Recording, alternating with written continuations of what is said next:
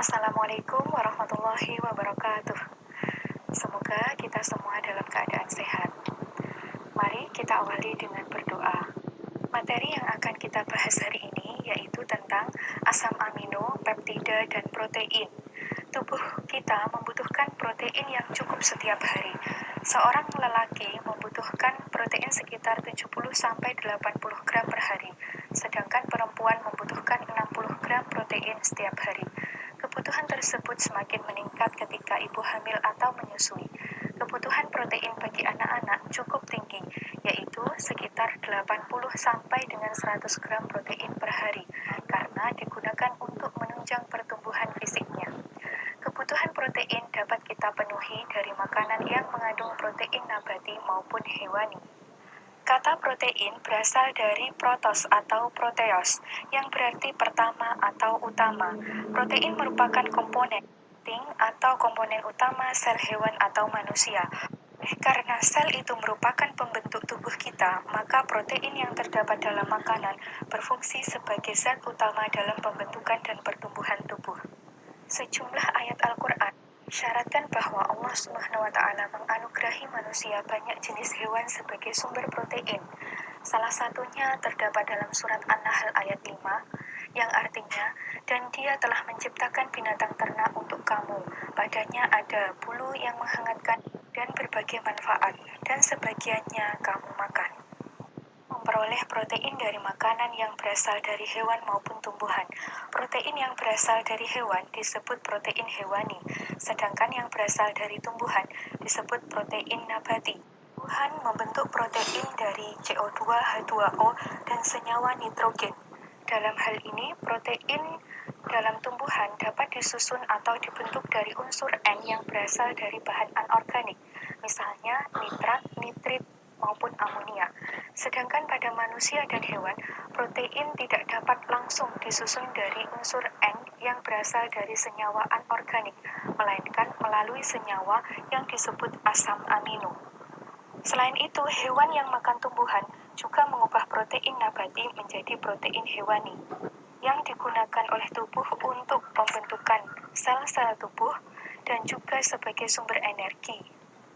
Komposisi rata-rata unsur kimia yang terdapat dalam protein antara lain karbon, hidrogen, oksigen, nitrogen, dan sulfur, dan juga fosfor dan persentase seperti yang tertera pada slide.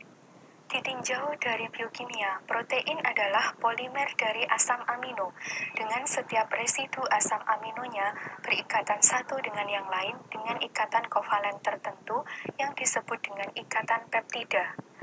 Demikian, protein dapat dihidrolisis menghasilkan asam-asam amino penyusunnya. Protein merupakan biomolekul yang paling banyak terdapat di dalam sel. Satu sel dapat memiliki hingga 9.000 protein yang berbeda. Massa molekul relatif protein itu bervariasi antara 5.000 bahkan sampai jutaan. Sebagai contoh, variasi ukuran dan jumlah rantai penyusun protein. Beberapa protein antara lain insulin pada sapi, bobot molekulnya 5.700 dengan jumlah rantai 2. Mioglobin, bobot molekulnya 16.900, jumlah rantainya 1. Hemoglobin pada manusia, bobot molekulnya 64.500 dengan jumlah rantai 4. Dan sebagainya. Protein memiliki berbagai aktivitas yang penting bagi kelangsungan hidup makhluk hidup. Beberapa fungsi protein adalah diantaranya sebagai berikut. 1. Sebagai biokatalisator. Contohnya adalah enzim. Dalam hal ini, enzim merupakan protein yang mempercepat reaksi biokimia yang terjadi di dalam sel makhluk hidup. Seperti dalam proses pencernaan makanan, proses memperoleh energi, dan biosintesis. Berikutnya, protein transport. Sejumlah protein berperan sebagai pembawa molekul atau ion melewati membran atau di antara sel. Contohnya hemoglobin, protein yang terdapat di dalam darah yang berfungsi membawa oksigen dari paru-paru ke sel untuk digunakan bagi sel dan membawa karbon dioksida dari sel ke paru-paru. Contoh lain dari protein yang termasuk protein transport adalah lipoprotein dan protein integral membran. Selanjutnya, protein kontraktil yang membantu pergerakan. Beberapa protein terlibat dalam pergerakan sel. Sebagai contoh, aktin, tubulin, dan beberapa protein yang terdiri dari sitoskeleton. Kontraksi otot terjadi karena adanya interaksi antara dua tipe protein filamen, yaitu aktin dan miosin. Selanjutnya, protein struktural. Jika pada tumbuhan, materi utama penyusun strukturnya adalah selulosa, maka pada hewan terdiri dari protein. Protein jenis ini merupakan penyusun utama pada kulit, tulang, rambut, dan kuku. Contoh protein struktural yang penting adalah kolagen dan keratin. Selanjutnya, protein pelindung atau pertahanan. Jika protein asing yang disebut dengan antigen masuk ke dalam tubuh, maka tubuh memproduksi protein yang disebut dengan antibodi untuk menyerang antigen tersebut. Guan darah adalah fungsi perlindungan lainnya yang dilakukan oleh protein yang disebut dengan fibrinogen. Berikutnya, protein penyimpan. Beberapa protein merupakan materi penyimpan cadangan makanan atau energi. Contohnya adalah ovalbumin dalam telur dan kasein dalam susu yang berfungsi sebagai nutrisi.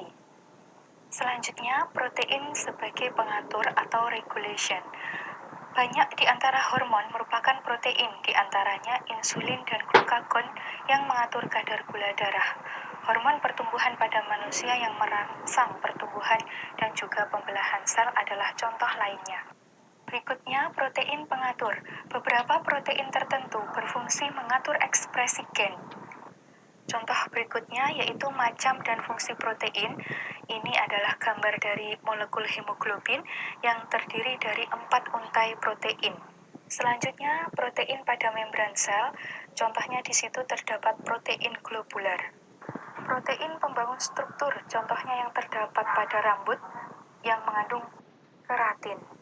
Contoh berikutnya yaitu antibodi yang memberikan respon imun dan juga protein yang mengatur kontraksi otot. Serta di sini protein transport yang terdapat pada membran sel yang membantu melewatkan molekul. Selanjutnya kita membahas tentang asam-asam amino penyusun protein.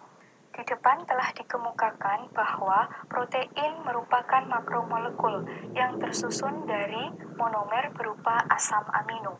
Asam amino adalah senyawa organik yang mengandung gugus amino dan gugus karboksil. Silahkan dapat diperhatikan strukturnya. Terdapat NH2, C, mengikat H, mengikat R, mengikat COOH. Yang mana R ini disebut dengan rantai samping atau side chain. Dari struktur tersebut dapat dilihat bahwa atom karbon alfa ialah atom karbon asimetrik, kecuali bila R-nya ialah atom H. Oleh karena itu, asam amino juga mempunyai sifat memutar bidang cahaya terpolarisasi atau bersifat aktivitas optik. Oleh karena atom karbon itu asimetrik, maka molekul asam amino mempunyai dua konfigurasi, yaitu D dan L. Asam-asam amino yang terdapat pada protein umumnya mempunyai konfigurasi L. Pada umumnya, asam amino larut dalam air dan tidak larut dalam pelarut organik nonpolar seperti ether, aseton, dan klorofom. Asam amino mempunyai titik lebur yang lebih tinggi bila dibandingkan dengan asam karboksilat atau amina. Kedua sifat fisika ini menunjukkan bahwa asam amino cenderung mempunyai struktur yang bermuatan dan mempunyai polaritas tinggi, dan bukan sekedar senyawa yang mempunyai gugus COOH dan gugus NH2. Hal ini tampak pula pada sifat asam amino sebagai elektrolit. Asam amino merupakan senyawa amfoter karena memiliki gugus asam dan gugus basa. Karena adanya muatan positif pada salah satu atomnya dan muatan negatif pada atom lainnya di dalam larutan yang pH-nya mendekati netral, maka asam amino disebut juga sebagai zwitter ion. Asam amino tidak hanya berupa zwitter ion dalam larutannya, tetapi juga dalam struktur padatannya. Sehingga asam amino dalam bentuk tidak terionisasi tidak pernah ada. Silahkan dapat dilihat dan diperhatikan, itu adalah rumus struktur asam amino sebagai zwitter ion. Jadi, pada zwitter ion ini Jumlah muatan positif dan jumlah muatan negatifnya adalah sama, sehingga bersifat netral. Asam amino memiliki bentuk Zwitter ion pada suatu pH tertentu yang disebut dengan titik isoelektrik atau PI. Pada pH ini, asam amino tidak bermuatan atau disebut dengan netral karena jumlah muatan positifnya sama dengan jumlah muatan negatifnya, sehingga tidak bergerak baik ke elektroda positif maupun negatif. Pengetahuan mengenai sifat asam basa asam amino sangat penting untuk memahami dan menganalisis protein. Sifat ini juga merupakan dasar bagi teknik pemisahan dan identifikasi suatu asam amino dari campurannya. Selanjutnya, tadi telah disebutkan bahwa asam amino bersifat amfoter. Oleh karena itu, asam amino dapat melangsungkan reaksi sebagai asam maupun basa, tergantung pada keadaan lingkungannya. Dalam pelarut air yang bersifat asam, suatu Zwitter ion asam amino dapat menerima proton dan menghasilkan suatu kation. Sebaliknya, dalam pelarut yang bersifat basa, Zwitter ion dari asam amino tersebut dapat melepaskan proton dan membentuk anion. Perhatikan contoh. Berdasarkan pembentukannya, asam amino di dalam tubuh dapat dibagi menjadi dua, yaitu asam amino esensial dan asam amino non-esensial. Asam amino esensial adalah asam amino yang dibutuhkan tubuh tetapi tidak dapat disintesis oleh tubuh dan hanya dapat diperoleh dari makanan. Asam amino non-esensial adalah asam amino yang dibutuhkan tubuh dan dapat disintesis sendiri oleh tubuh. Selanjutnya, pada tabel dapat dibaca jenis-jenis asam amino esensial dan non-esensial. Contoh asam amino esensial antara lain isoleusin, leusin, lisin, metionin, fenilalanin, treonin, triptofan, valin. Sedangkan contoh asam amino non-esensial antara lain alanin, arginin, asparagin, asam aspartat, sistein, dan sebagainya. Tabel tersebut juga menunjukkan bahwa histidin merupakan asam amino esensial yang dibutuhkan pada saat bayi. Saat ini juga diketahui bahwa sejumlah tertentu histidin juga dibutuhkan oleh orang dewasa. Selanjutnya, pengelompokan asam amino berdasarkan polaritas gugus R atau rantai sampingnya. Asam amino dapat dikelompokkan menjadi 3 kelompok besar, yaitu asam amino polar bermuatan, asam amino polar tidak bermuatan, dan asam amino non-polar. Perhatikan contoh asam amino dengan gugus R non-polar alifatik. Jika Anda perhatikan dengan baik-baik, lisin, alanin, prolin, valin, leusin, isoleusin, dan metionin. Komponen apa yang sama dan komponen apa yang berbeda? Ya, tepat sekali. Di situ ada tanda yang di blok merah atau pink. Itulah yang disebut dengan rantai samping atau R. Jadi dapat disimpulkan bahwa dalam struktur asam amino itu antara lain ada gugus NH3+, kemudian C mengikat H dan juga mengikat COO-, serta R rantai samping. Inilah yang membedakan antara asam amino satu dengan yang lain. Rantai samping pada asam amino tersebut yang telah disebutkan ini tadi merupakan aliphatic R groups. Contohnya pada glisin, mengikat R-nya adalah atom H, alanin mengikat R-nya CH3, valin mengikat CH3 2 kali, dan sebagainya. Selanjutnya, asam amino dengan gugus R polar tak bermuatan. Contohnya adalah serin, treonin, sistein, asparagin, dan glutamin. Rantai samping atau R-nya ini sifat polar tak bermuatan.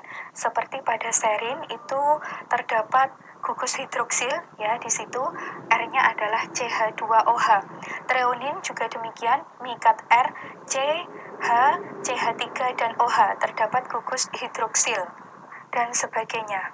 Selanjutnya asam amino dengan gugus R polar bermuatan negatif, yaitu bersifat asam. Contohnya pada asam aspartat dan asam glutamat. Di situ gugus COO-nya ada 2, sehingga bermuatan negatif dan bersifat asam. Ada juga asam amino dengan gugus R polar bermuatan positif yang bersifat basa. Contohnya lisin, arginin, histidin. Perhatikan gugus NH3+-nya ada 2,